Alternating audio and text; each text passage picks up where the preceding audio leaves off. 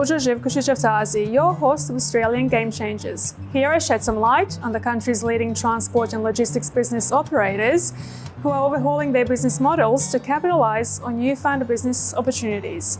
I talk to those who have either gone into overdrive with their new ventures or are finally seeing their efforts come into fruition.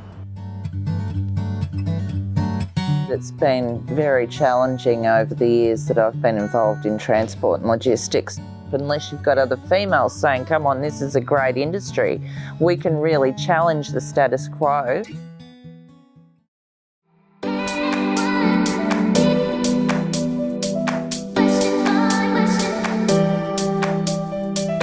Today we visit a leading female transport operator who's paving the way for many within the industry. In a transport and logistics world full of male operators, Amanda O'Brien is a leading business owner who's broken the glass ceiling.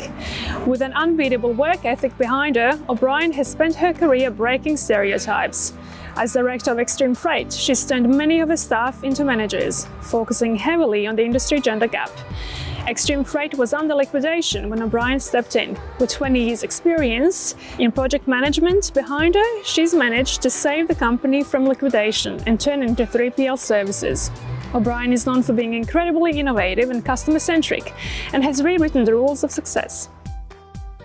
So ladies, thank you so much for joining us here this morning. You are one of the very few leading females within the transport and logistics industry. But the game itself is still changing and we still need more females on board. How would you describe your time as a leader within the industry over the last few years?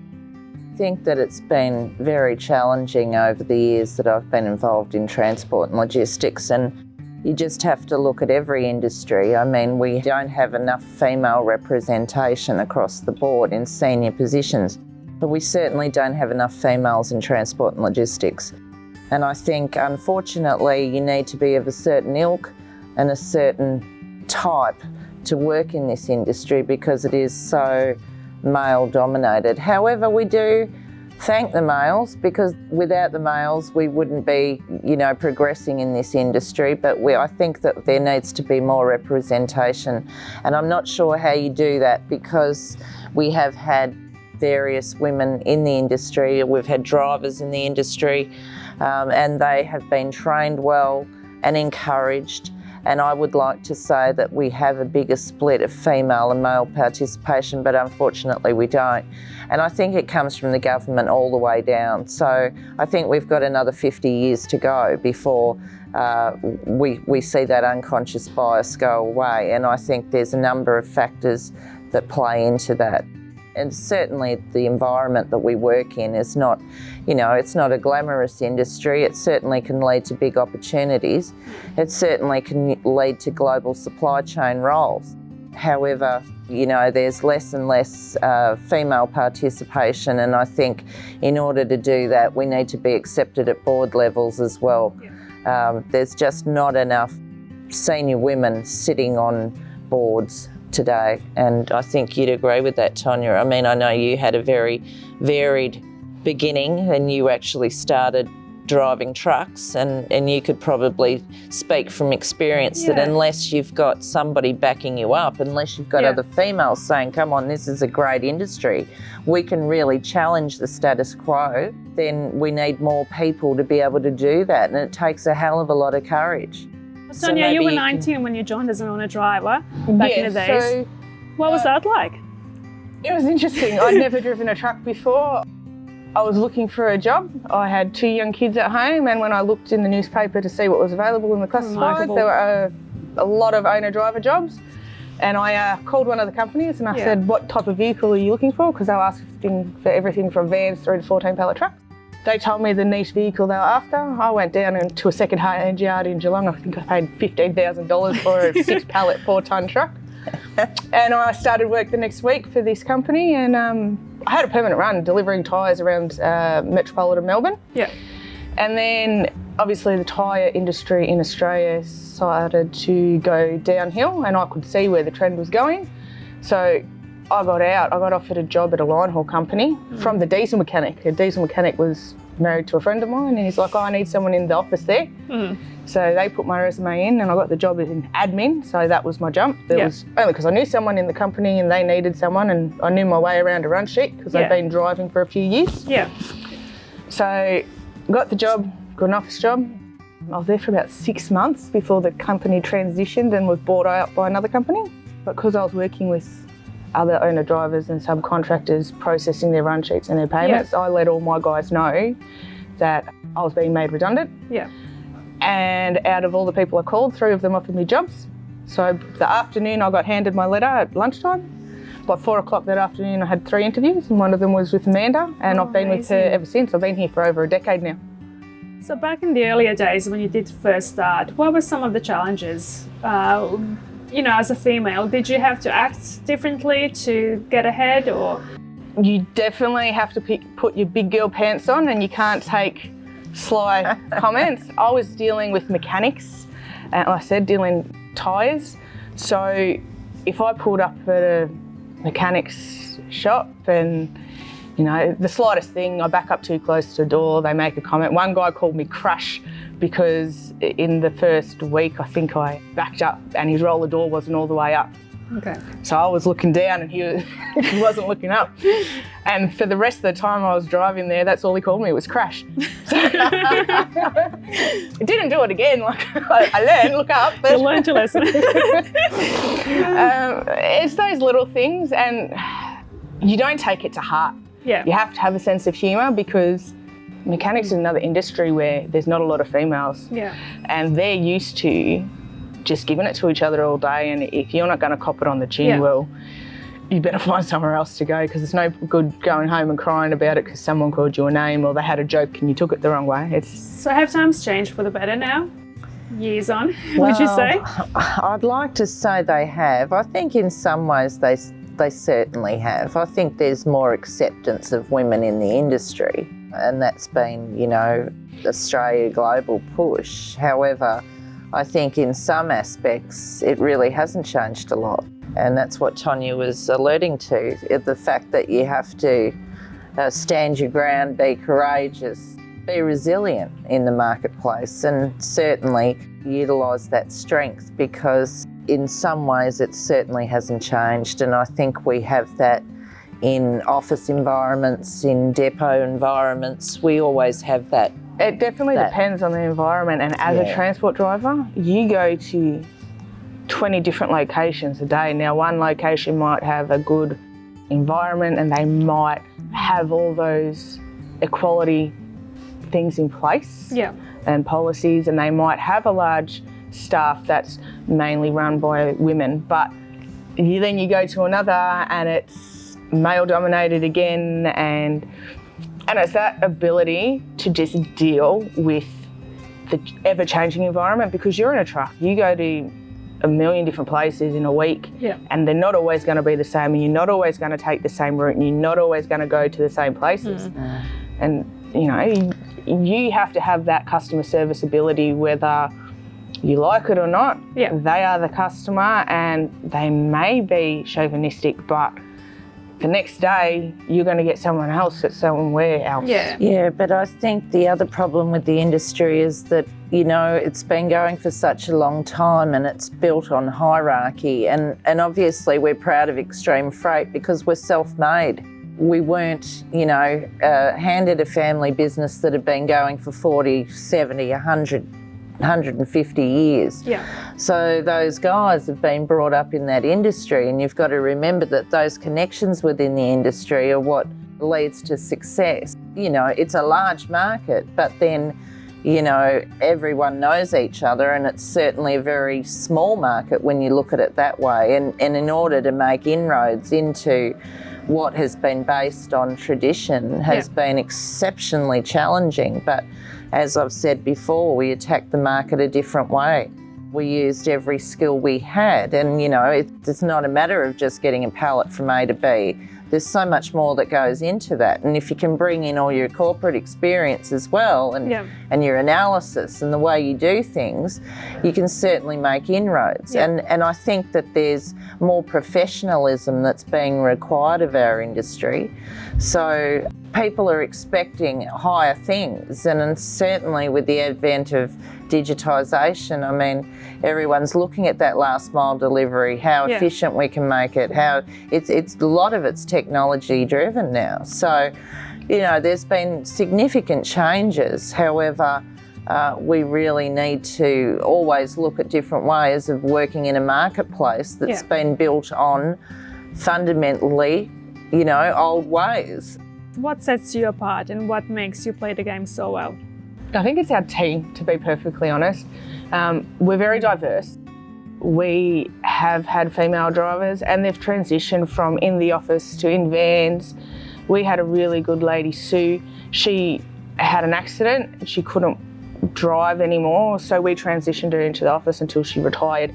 Age isn't a limit here. Yeah. So it doesn't matter if you're young, it doesn't matter if you're middle-aged. We used to have an old guy and we named him Johnny Stoop because he used to have a hunch and he used to do all our dock runs. And he was a beautiful person and he literally drove for us until he passed away. Like, he never retired, he just did his thing. Mm. And our team is what makes us different. Yeah.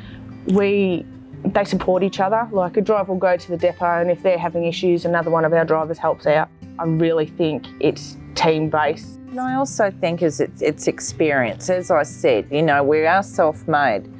You know, men in the industry that have been around for 40 years, they're working at Xtreme Freight. They understand their craft. Mm. You know, we have various divisions, so they actually have experience in the industry. And when that team comes together, they're very, very dynamic. Yeah. And they have all sorts of experiences, and, you know, a lot are well qualified and they're not actually qualified for transport, yet they're working in the transport environment. And that's what makes us so diverse and so exciting, because we can actually offer clients customised extra value added services that typically a transport and logistics company wouldn't offer. Yeah. So, you know, that's certainly added something to that environment. And you've got to admit that when we tender, I'm usually in front of corporates or boards. Having the vast amount of experience throughout the people and the team working together as one has been, you know, fantastic, and it's really helped the growth of the company. You'd have to agree with that. The team is it. Yeah. The team is, and it makes the diversity of our services, like you said. Like, we have everything from roller beds through to crane trucks and tray trucks. Like, there's nothing that you don't have on fleet or access to. So that ability to be diverse and to have the team to back us up. And we've had to diversify in order to, you know, you want to get your hands dirty, you want to play with the big boys, you've got to start making inroads in other areas, and that's what we've done. Yeah. We're about continuous improvement, we're about getting the job done. How do you see the long-term vision, and how do you know what trends will come into place, and how do you stay on top of that? Look, you can certainly do market research. Yeah. We have been very good at looking 3 to 6 months out, and we do look at global trends because, let's face it, the international market affects everything that happens domestically in Australia. So certainly have had a lot of experience in looking at new trends, but we actually want to set the trends, and I think we have set a lot of that, you know, particularly with our packaged dangerous goods app. I mean, we're always looking at ways to diversify our product offerings to our customers. Yeah. I mean, we look at, you know, when virtual reality training was coming in 2 years ago, we were already ahead of the curve. We were, you know, we had automated all our inductions. We are about using what's available to us to, you know, excel in the marketplace. And it's about bringing people along. It's about looking at the long-term trends. Obviously, the pie's getting smaller, it's getting more competitive, it's very cost-focused. I mean, it's very price-driven. But we do need regulators in the market to start helping the transport and logistics operators to succeed in this marketplace, whether it be payment terms. You know, we have multinationals that go from 90 to 120 days payment terms. Well, the operators, the smaller operators, can't survive on those sorts of things. So, you know, it's a whole series of regulatory requirements that need to come in, not only to put more onus on us having to do more work in that market, but also to assist transport operators in excelling and, you know, keeping this country moving. I mean, that's what our truck drivers do. That's who we are. Whatever you touch, whatever you pick up during a daily basis. I mean, you know, there's people behind that movement. There's people behind putting food on your table. Obviously, the country came to a standstill at the beginning of COVID-19 until we figured how to move forward. What sort of an impact did that have on you in terms of business, and did you manage to pick up new business as a result? Back to your trends, COVID just proves you can't follow trends. COVID affected China in December. We didn't get hit until March. Yeah. So everyone's looking at China going, oh no, oh no. Well, it didn't affect us until 3-4 months later. And then air freight became a problem, but sea freight became influxed with goods. And then we had the issue of ships were stopped at the port and they had to quarantine out at the ocean for 14 days before they could get let into port. So then there was delays. Even now, almost 12 months on, you struggle to get an export container because they're so busy.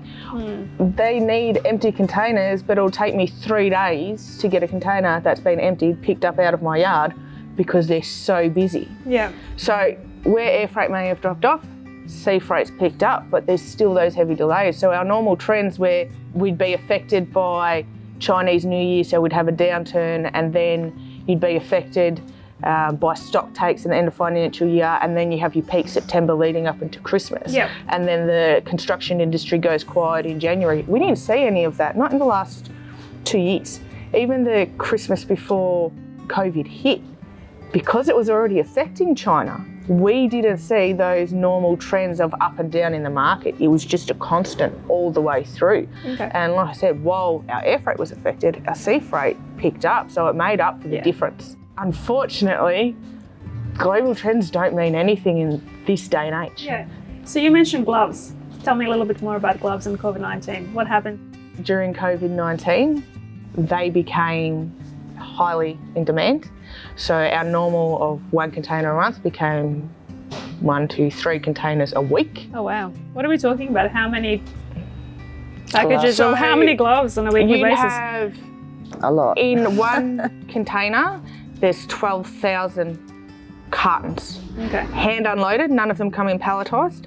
So they're all hand unloaded, 12,000 cartons. So 3 containers, that's 36,000 cartons. Each of those cartons contain 8 inners that have 250 gloves in it. So we're talking millions, 36 million gloves in 1 container. So we had Border Force come out and review because they know, as we're a 77G depot, they're aware of the stock that we've got in.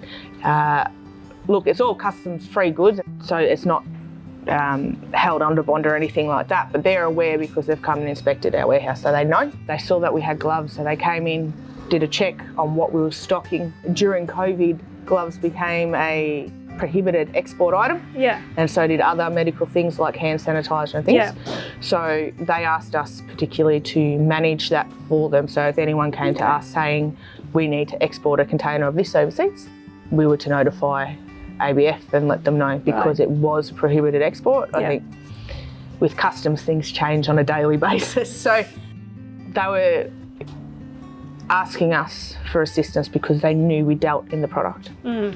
So yeah, we had no issue with that. So I guess during COVID we had lots of opportunities to expand. I mean, yes, we were affected, and I think, you know, globally I tend to disagree that it does, you know, impact on business. However, we were able to pick up extra work. We were doing agricultural deliveries, we were doing lots to building sites that were still operating, obviously on a limited basis, but we found that, you know, in one respect, the transport industry has been extremely fortunate in that we are so important. It just goes to show during COVID how important this industry is, because we kept it going. And, you know, suppliers like gloves needed to get to hospitals during this particular period. Agricultural products needed to be delivered. We've got such a diverse range that it actually helped us. I mean, we were even delivering birthday cakes at one stage, you know, just so, you know, it was anything and everything and everything in between. And I think having that visibility during that period actually assisted, and we had more calls than ever before for assistance in probably areas that we weren't really working in at that particular time. And I think that transition from COVID to now has certainly increased the volume of business coming to Xtreme, and we're really proud of that. But I think it's the way the team communicated with potential clients and our existing clients. They really treated them well, and the communication was key during that period. So Amanda and Tonia, you're both obviously working mothers, and this sounds as the last year, especially during COVID, has been a specifically busy year for your industry. How do you find the time to switch off and to find a balance to continue as mums and also as managers of this company? I've got a good support system, so my kids are all in school now. My youngest started kinder this year, so there was a lot of daycare and family help involved. My mother-in-law in particular watches the young kids for me, so that made it a lot easier. When it came to homeschooling, my husband was able to work at home and do the homeschooling until he lost his job, and then it just became his thing. I went to work and he did the homeschooling. And found his schooling. That's it. Yeah, I think the other thing is that, you know, at Xtreme we do have that ability and that flexibility for people that are juggling schedules to work from home, and I think that's definitely what COVID taught us all, that we could, you know, use technology in a way that we hadn't probably utilised as much as we needed to during those periods, but particularly when we had to rotate staff or have, you know, 50% capacity or 25% capacity. We needed everyone to be online. We already had that in place, so we're very fortunate that it wasn't such a big transition. Other companies weren't that lucky, but we're already set up for that. Obviously, owning a business, there's no switch off. Yeah, and that was the next question. How do you switch off and how do you find the balance? You certainly need to make the time to have some time out. However, I think when you own a business, you never switch off. You're always available. It's just something that goes with the territory. And unfortunately, there's not enough hours in the day. I'm lucky that my son's old enough and pretty self-sufficient now, but there's certainly challenges. And I think, you know, one of the biggest challenges is that although we're heading towards an egalitarian society, there's no doubt about it that the female takes on the majority of the chores, the work, the cooking, the cleaning, and they have to juggle that with running successful businesses. I don't think you can have it all. However, I think you do, as Tonia was saying, have a really good support network. And that's critical for any woman, particularly in transport and logistics when we're a 24/7 operation. So there really is no downtime. But in saying that, you've got to be passionate about what you do. I am. And I love the place. So, it comes down to passion. It comes down to passion. You have to love it.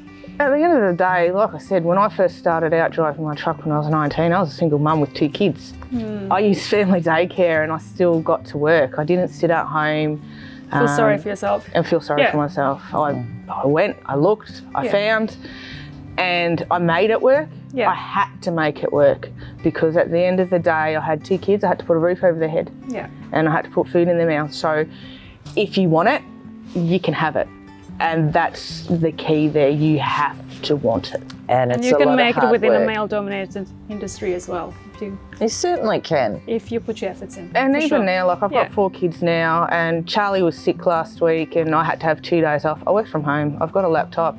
We've got VoIP phones. I just plug it into the wall at home and you can ring me on my office number. It's not, you know, the end of the world because someone's sick and, oh no, what are we going to do? The world's going to fall apart. It's flexible. You know, school holidays, my older daughter, she's 15 at the end of this month. She comes in, I make her do the paperwork and PODs and filing that I haven't done for a week. Why not start him young? Yeah, we've got quite a few. So potential new future employees of Xtreme Freight. So we're pretty happy with that. Lovely. It's just about getting a challenge and making it work. And it's having that support.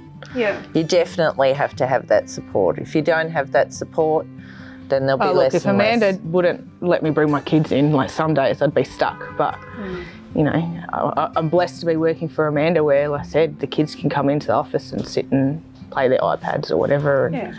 you know. It helps to have a good boss, and it helps to have a workplace to come to that you enjoy working at.